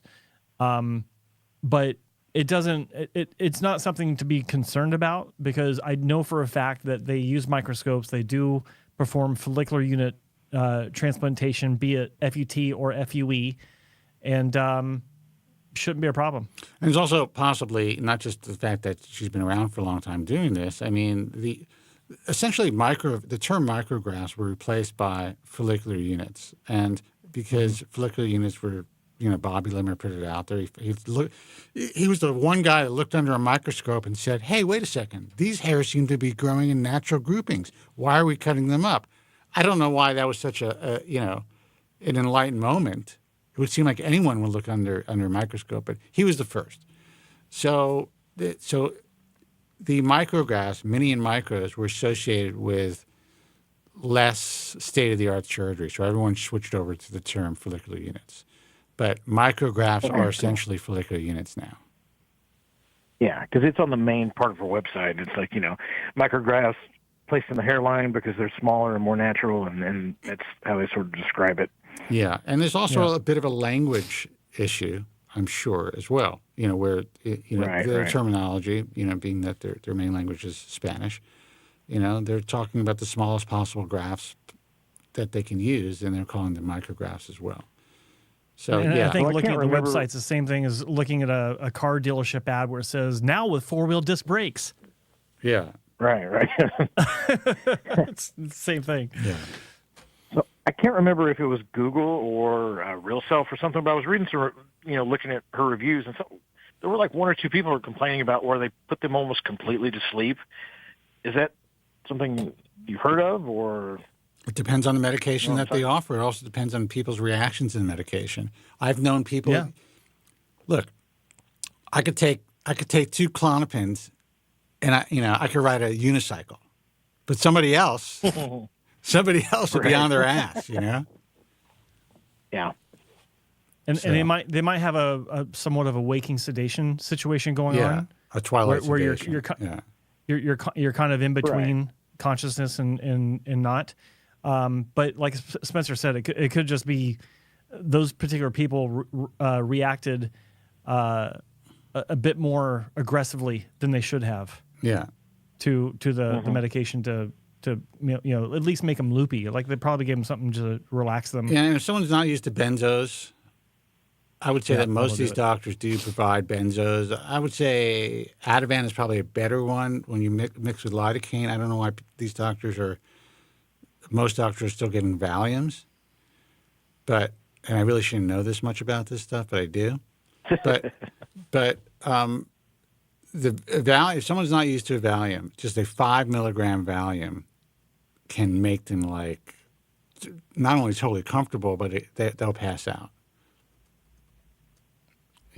So. But it's also, they may offer twilight sedation and they weren't even told that, or they didn't understand what that was. They didn't understand what the IV is in their arm if there was an IV. So you can ask them exactly, what the anesthetic is, what type of medications are given, do they offer twilight sedation. Honestly, if I was having a hair transplant, I would prefer twilight sedation. Just put me out, roll me over, just don't take any pictures of my piece, and we're good. Yeah, and I don't mean that piece on my head. I mean the piece between my legs. Gotcha. And with the macro lens. Yeah, and for those of you who see this, I am not saying there's a piece on my head. It's Jesus. Get off my back with that. Go ahead. One other question was, you guys had one doctor on there. I can't remember. I think he was wearing a suit, a little older. Is it Anderson maybe? Anderson's like a lot younger than me, brother. But yeah, no. It was Anderson. I can't remember who it was, but anyway, it was Ken Anderson. Don't let him hear that. But listen. I am very youthful. What am I going to say? Before he would do a hair transplant, and maybe after he would do, was there where you go in the oxygen tube to make more blood vessels and all that stuff? Was he talking about what is that called, Joe? Hyperbaric chambers. I don't remember if he talked about that. Yeah, he said I don't remember that before either. He got a hair transplant. He would do one. It was on one of them a while ago. I don't remember the episode. It was quite a while, but yeah, he said he would do that before he got a hair transplant. And I can't remember if he said he would do it after as well, but before, sure. Listen. There's a lot of good evidence, a lot of good science when it comes to healing and hyperbaric chambers, and there are some doctors who actually offer it in their practice, or will tell people to go after surgery to a specific location to relax in a few sessions in a hyperbaric chamber. It certainly won't do any harm, and it could be of benefit to people. So if that's something you're interested in, you could talk to your doctor about it. Yeah, I just thought I was curious because it's not something you hear talked about very much. No, I know Alan Bauman is a fan. There's a couple of other doctors that have talked about it. And these are usually pretty cutting edge guys, maybe more into the biohacking world and to the anti-aging world. There is evidence that it could improve for sure, and just increase how rapid the healing process is. It certainly is not going to do you any harm. And I think if you could afford it and if it's worth your time, there could be a benefit to it. Cool. But you sound like you're in a good position, buddy. And, if you're deciding to go down to the Dominican Republic to spend a little less money for a hair transplant, Dr. Reyes is the place to go. Yeah. Well, that's where I was just kind of thinking, like, what's not too, because, I have my aunt lives in Miami. I could go down to like Nussbaum or something like that. But I just thought, a little less money still looks like she does good work. I was just kind of, again, just doing some like pre-research. So in 5 or 10 years, whatever, you could stay in a great resort down there. You can get a girlfriend for a sandwich for the week. True. It's I'm not usually a fan of like a vacation surgery setup and all that stuff, but that's one situation where you could actually have you have to know where to stay and stay in the right place. But I wouldn't really go outside the resorts yourself. But it's one place I would say, if you're looking to get away, you want to be in the Caribbean, go down to the DR. She's great at what she does. She has a great staff. I mean, from what I know so far, I haven't had any complaints about her staff since she's been part of the IHRS. I think it's a good decision if you decide to have surgery and take that route. And what I like about Dr. Reyes is she's seen it all. She's not old. Trust me. I mean, she's been around for a long time. I don't know how old she is. She's probably younger than me, but she's done it all, and she's done it the right way. And that's unusual. She's seen all the bad work. She understands the evolution of the industry. She's not just someone who just learned 5 years ago and is doing FUE only. You know, she's been. I got my first wind about her back in, I think it was 2006. And she's been making a name for herself ever since. She was really under the radar for the longest time, and then several years back, I think that's when they approached me, and I started looking at her work. Oh no, it was GHLS. That was it. Yeah. They reached out. They reached out to me a few years before GHLS, and of course, I invited her to be a faculty member of GHLS. Yeah. And I always look at, it's terrible, but I have to look at these clinics with a jaundiced eye, especially in the Caribbean or other parts of the world. It's very difficult to figure out whether or not they're doing great work. I had to speak to a couple of members of the IHRS and take a look at what they were doing, understand her history in the field. So she's one of the good ones. And cool. That's good to hear. And here's the thing. Here's the thing about my opinion with her. It all was formed based on her sending me photos of her work for the presentations that she's doing with Global Hair Loss Summit, because I was editing all the videos that were going to the presentations, and that's when I was like, I didn't know about what she was doing, and because these photos were so much better than what's on their website, I got to see the real details. And then after getting to know them and talking to them, and I've talked to her a few conferences since then. Yeah, I agree. She's not only the real deal, she's an incredible value as far as what she's charging for her surgeries compared to, people just 45 minutes away on the mainland. I also think it's ridiculous that people are really flying overseas into to places like Turkey, unless there's unless they're going to an IHRS member. But it's relatively inexpensive compared to if someone wants to save some money and not worried about getting on a plane to go down to the DR. What is it? 3 hours from New York? Something like that.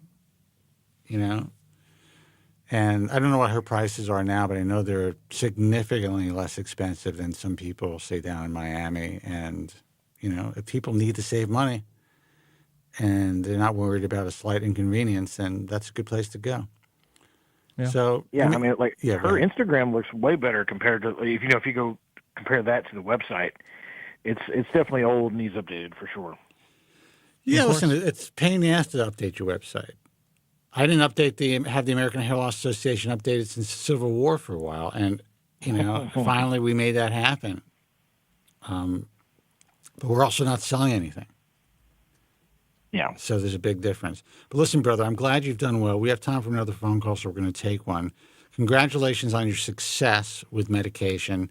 The fact that you're 45 and have combable hair that you feel relatively comfortable with compared to what you were dealing with before is huge. Yeah, it's huge. Yeah. So I mean, I know that you feel lucky. We all have a little hair greed. Trust me, I would love to be able to comb my hair straight back, when I was younger. I definitely look better that way. That's just the way that it is. I'll go up 2 points, but it is what it is. It's good enough. Right. That's how I feel about it. I feel very fortunate. All right, guys. All right, Thanks for the chat, and good luck. Appreciate it. Take care. Bye-bye. Yep. Take care. Bye. Full 2 points. Just if I had that 18-year-old hairline that I used to have. 2 points for sure. Maybe 3. Maybe 3. Okay. 888-659-3727 is the toll-free number. Let's see who this is. Hey, you're on the air. Who's this and where are you calling from? Hello, guys. This is Ozzy. I'm calling from Toronto. How are you? Ozzy, man. What's going on, brother? Ozzy, what's up? It's going good. Everything is going fine. Just watching your show. Thank you guys for doing this. It's helped me tremendously over the years. Awesome. Good to hear that. I'm going to use that. I'm going to use that for Instagram, Ozzy. Thanks. Of course. Yeah. I'm 27 years old, and for the last 5 years, I'm on medication for hair loss. Started with Finasteride, obviously, but last year I started to lose some ground on Finasteride, which was strange. I even upped the doses to 5 milligrams, which is the highest dose, I would think. But the consequences of it is I'm still losing ground. Tried to do Finasteride for a while, got very bad side effects, even at one per week. So I don't know what to do at this point. I'm also on minoxidil, but it just helps me a little bit. Let me ask you a couple of questions, Ozzy. So, to your knowledge, were you using the same brand of Finasteride the entire time? Yeah, it's doctor prescribed. Right, but is it the same brand of Finasteride? Yeah. So I used to make a quarter, like 1.25 of the same brand, same everything. Then I do half, and I do now full tablet, which is 5 milligrams. Now, do you know the name of the brand? So I think it just comes with a different bottle, so it doesn't come with the generic bottle, but Proscar, I think. I'm not really sure, though. Okay. Well, if it says Proscar It's the blue one. if it's blue and says Proscar on it, then that's the brand name. So I don't think it comes in a bottle though. I've never seen it in a bottle. Yeah, I mean, are you sure it's a bottle or a box? I get in bottles. Oh, you do? Yeah, never mind. And some doctors and some pharmacies will actually take it out. I think in Canada it's a little bit different. I'm not sure though. Yeah, and some people will take it. Some pharmacies will put it into an actual generic like pharmacy bottle. Yeah. Okay. So yeah, you Canadians to have like blister packs. Yeah. Right. Yeah. Joe, you're Canadian, yes, right? Joe? we do on this side of Canada. Yeah. Yeah. So you're saying that you're on brand name and it's not working for you. Yeah. Okay. And how long has that been? So over the last year, I would say I noticed that I lose some ground, and over the last year I upped the dosage first to 2.5 and then to 5 milligrams, and I am on that for the last maybe 8 months, I would say. Now, are you on oral minoxidil as well or topical? No, I do topical minoxidil. Okay. And have you been on the same topical the entire time, or did you add it at some point after starting Finasteride? So yeah, I didn't change it. I'm on the same dosage, same at 5%. It's generic minoxidil. Never changed it, never stopped, pretty much. Okay, so there was no change in your lifestyle, no change in medication. You were just on your regimen, and all of a sudden you started to notice that you're losing ground. Now, when you say losing ground, were you noticing a significant shed, or did you just notice that maybe you have recessed more or have more thinning? So over the last 5 years, sometimes I get some shedding, maybe once or twice a year. But I redeem that to be like a normal process. Yeah. But, and then I just keep taking pictures of my hair like every month just to see the progression. And then after some time, not the thinning, but just the bald spots getting huge. Like thinning is, so to some degree I get some thinning. But the thing that worries me a lot is just the bare baldness area of it increased, especially on my corners. At the beginning of the last year, my hairline was pretty much straight, even though obviously it wasn't as thick, but it was straight. And now it is like a McDonald's shape, as you guys probably know, like McDonald's shape. So the corners are just saying goodbye. And there's just no hairs at all on the corners. Okay, and that's the only slick balding areas that you have? What about your crown? Crown, I got some balding in the crown as well. Okay. Which is increased, yeah. Okay, that's the thing. Joe, what are your thoughts? Okay, so how often did you, over the course of the past 5 years, you said 5 years you've been on the medication, correct? Yeah, correct. Okay, and at what point did you start to notice that the efficacy of the medication was decreased? After, you started taking it 5 years ago, how many years was it until you started to notice the change? I would say 4 years. So this has been going on for the past year. So at what point, what was the first thing you did to make a change? Was it to increase your dosage from up to 5 milligrams a day? It was from, initially I did 1.25 to 2.5 initial change. Okay. So you're taking half a pill every day instead of 1.25. So then how long did you take half a pill for? Maybe 4 or 5 months. Okay. And then what did you do after you went to 2.5 for 4 to 5 months? That's when you went up to 5 milligram? Yeah. And how long did you do that for? So I'm on 5 milligrams for the last 7 to 8 months, I would say. Okay. When did you try dutasteride? Dutasteride was last 2 weeks. Literally like the last 2 weeks ago you started taking it? So 2 weeks ago I started taking dutasteride and the effects was immediate. Even like I started with, my imagination was like my protocol was, let's start it one time a week. Mm-hmm. So I only take 2 capsules in total over the last 2 weeks, like just 2 single capsules. And that's 2.5 mg? 0.5. Yeah. Oh, 0.5. Okay. Exactly. Oh, yeah, that's right. Okay. Yeah. Yeah. Okay. So you've only taken two capsules or 2 tablets, and that's in the past 2 weeks, and you got some strong side effects. Yeah.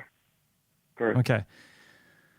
So my original thought process was that you're taking these changes and not giving them enough time to work. But if you're on 2.5 for 5 months, and then 5 milligrams for 7 months, give or take, that's plenty of time for you to see some sort of turnaround. But leading up to it, like for the first 4 years, did your hair loss stop, or did your loss actually improve to where there's less loss? So for the first 1 to 2 years, it actually improved. So when I first started, the first year, my hair got better.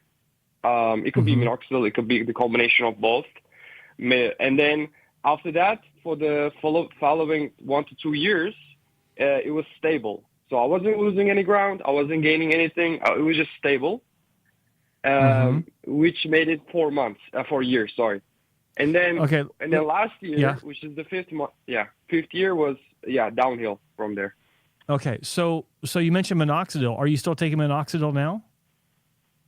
Yes, I never stopped. Yeah. Okay, and that's been oral minoxidil the whole time or topical? It was topical, 5%. Okay, and all right. You know, it's hard to say what it might be because I mean, it sounds like you've been doing everything right as far as the experimentation. You've not been quickly changing your protocol just because you don't see immediate results. You've been sticking with it for a relatively decent amount of time to where if it was going to improve, you'd see it most likely. Yeah. So this one's tough. And, you know, I'm not really a fan of saying that the medication stops working because in my opinion, it doesn't stop working unless something has changed in the routine. Usually being the source of the medication, but you're saying that your medication is actual legit Proscar and it has been from the beginning. You haven't changed that at all. Is that correct? Yeah. I got it from a doctor. Okay, so getting it from a doctor doesn't matter. Like just we're talking. Just make sure we're on the same page here. When Spencer was talking about the brand of the medication, does it say Merck or Organon on the side of the box as well as Proscar? That's the important thing. Okay, so the cup, or the box, whatever you guys want to call it, it has just my name and the medication's name on it. It doesn't have the generic box. It's just my information and everything like that, and any medication comes with that box. So whether it's Finasteride, whether it's different medications, same box. So I don't see the original box, but I'm pretty sure it was Okay. legit. Like I'm pretty 100% sure. Are you that's a actually legit getting it doctor. from your doctor or from the pharmacy? So pharmacy. He prescribed me, and It's the pharmacy is next door. It's strange to me, Ozzy, because I'm also in Canada, and it doesn't work like that for me. Like I go to my pharmacy, which is at a grocery store, and I get my ProScar, and it's in a box from Organon, which is a company that was formed by Merck Pharmaceuticals. Isn't Ozzy in Germany? No, he's in Toronto. Oh, I'm stupid. You said you're Toronto, right? Yeah. Yeah. Well, so that's, first of all, none of that matters. What matters is if you're getting the real McCoy, a 5 milligram dose of finasteride, it'll be a blue, almost octagonal type of pill that says ProScar, and then it would have a number on the back. I think it's like M54 or something. I have to look that up. Yeah. But so if it says ProScar on the pill, unless you're getting it from the cartel, it should be real. Cartel. Yeah, I'm pretty sure it's true. Yeah. Okay. All right. So I mean, it's this is an unusual case. Unless there's something that you've not shared as far as anything else that you're doing that you aren't doing now, or something that you've added, I'm not really sure what to tell you other than obviously don't go back to dutasteride because that was a disaster for you after 2 weeks. I would say not to stop taking the finasteride regardless of what you're going through. Just my opinion. I'm not a doctor. Because you want to keep things consistent so that any changes that you make, you can understand what that pinpoint what it is. And you've been consistent with topical minoxidil 5% with your dosage of finasteride ProScar for the first 4 years. The past year, you've been playing with it because of the degradation of efficacy. I would suggest maybe talk to your doctor about switching from topical minoxidil to oral minoxidil, and try that, because as far as your finasteride goes, I got nothing for you. I don't know what else to tell you, because you have done everything right. Yeah, sorry about that. Only thing that I want to say is, like, I have a strong balding genetics because my father was completely bald when he was 2-3 years older than me. Yeah. Well, I mean, so, finasteride still, I can say that it works wonders because I've seen pictures. He was really bald at my age. So I think it's very important. But obviously, yeah. Well, that's what's interesting, though, is that, and I've seen this before where, people who, they get on finasteride, they have a strong history where their parents, their grandfathers or their fathers or, people on their mother's side, they're like Norwood 7s, 6s, or at least 6s by the, early to mid-20s. And they've been able to kind of stave things off for decades, even though they slowly progressed, didn't completely stop their hair loss. But now, and again, we're not doctors, but it does seem that at least for a relatively short period of time, and that short period of time could be a decade or more, adding oral minoxidil into the mix, if you're comfortable with that, could actually kind of revitalize some of the vellus hair and some of the hair that you've recently lost. And you may be able to, with that combination of the 5-alpha reductase inhibitor, which is working, it's slowed things down for you, and also using these oral growth stimulator, it's possible you can get another decade of not just keeping what you have, but maybe getting a little bit more regrowth as well. Mm-hmm. So on that note, I was going to ask you guys as well. Oral roads, I know that it's not really, not that dangerous, side effect profile is very good. But it's just something that I'm not comfortable taking, just personally, as a, I understand. because I have my family has a heart problem, my whole family has heart problems. I know that it doesn't mean that I will get a heart problem, but it just will be in my head, and I know myself. So I get it. That's why I was initially why I wasn't going to take it was because I was kind of, it's like heart things. No, thank you. But yeah, I get it. It's not easy to square with that. Well, listen, brother, for that, we are going to have to wrap it up. Joe's got to go, apparently. Okay. But he doesn't like when I Can I say ask that. you one last question? Would that be possible? Yes, real quick, for sure. So, yeah, Dr. Cole video I watched, he was talking about topical finasteride, high dosage. What are you guys' thoughts on that? Dr. Cole's topical finasteride, what was it, 1% to 2.5%? My take on that is that there's everybody and their mother is creating their own concoction of topicals. You have to be comfortable with whichever doctor you're comfortable with. You have to try to find out where they're compounding the product. You want to see if it's batch tested or third-party tested.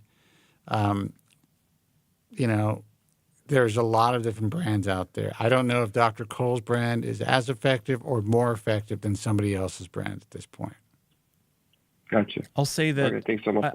in my opinion, in general, oral finasteride is going to be more effective than any topical, in general. But with that said, there are always caveats, and I have seen cases where someone was on oral finasteride, the real deal Proscar, and they did switch to a topical formulation, and they did seem to get a better result. Those are outliers that can't be relied upon. Like, it works here and there a little bit better for some people, great for them, but in general, the oral version of finasteride will be more effective across the board. And since Joe only has 30 seconds, I need to interrupt this by asking Joe a question. Is Cole claiming that his topical finasteride is more effective than oral finasteride, or is that just an inference that I got? I don't recall specifically. I want to say that he does, and this, I mean, there's no bias, negative or positive here. It's just trying to remember the facts. I think he does, but I could be wrong. I could be wrong about that. Historically, he tends to come up with variations on different products that are supposed to be better than everyone else's, and be hyperbolic about it. And be hyperbolic about it. But I don't know what his claim is against oral finasteride. I do remember him making some claims that the topical formulation that he was seeing from a mutual acquaintance of ours, not his own, was better than any oral version that he'd ever seen. I don't know if he's segued into his own version being even better than the one that he saw, which was one of the original formulations that was gaining some traction online. So I'm being vague on there because I don't want to name names other than Dr. Cole. But yeah, that's probably the way that it works out with him. All right, brother. Listen, I'm sorry that you're going through this. We're here for you. You can call in next week. Also, I do some lives on Instagram. If you ever need any just to vent, feel free to call there. And I wish we had more definitive answers for you. But you are on. Apparently, you're on the brand name. You're on the right meds. It seems like you just have very strong genetics. But even with that said, with the right combination of medications, it could be possible that you can keep things pretty stable for another decade or more. But you have to find that combination. I understand your concern about getting on Lonitin or oral minoxidil. That's a real concern for people. Yeah. So Hampton Hudson in the chat room says Dr. Cole 100% believes that topical is better for regrowth. So he's a patient of Dr. Cole, so he'd know better than I would about what Dr. Cole thinks. So well, you know what, anyway. that kind of tracks. Let's put it that way. Yeah, exactly. Yeah, it tracks. All right, brother. All Listen, right, thank you guys so much. All right, good luck. Thank you so much. All right, take care. Thanks for calling, Ozzy. Bye-bye. Bye. Yeah, definitely. That definitely tracks. Guys, we're going to go. That tracks. I want to thank you guys for... Don't forget, sorry, everyone, on Monday, 12 p.m. Pacific time, the new episode of The Main Event, I'll be having Dr. Manny Mattal on as my first guest. Be sure to tune in on that right here on the Hair Transplant channel. I may call him to see if Manny says goodbye too many times. All right, guys, the Instagram. Check us out. My Instagram, at Spencer Kobren. Joe's Instagram, Joe Tillman Official, at Joe Tillman Official. Also, I'm doing Substack now. It's all free. I'm not charging anybody anything. So check out The Bald Truth on Substack. Or it's like thebaldtruth.substack.com. But it's just check out The Bald Truth on Substack. You'll find it. I could use subscribers. I just started this thing. Really good article on topical Just check it out, finasteride. people. Yeah, really good article on topical finasteride and the current warning. And I say it's good because it's truth. It's not some manufactured And the truth is always thing. good. It's not just some manufactured nonsense to get clicks. It's the reality of the situation. So check it out. Until next time, be strong. God bless. And thank you so much for listening. Take care. Thank you very much. I'm sorry for any inconvenience you may have been put to prior to the programme, and I'm glad you enjoyed it. And if you could now leave by the exits at the rear, that'd be splendid. Thank you.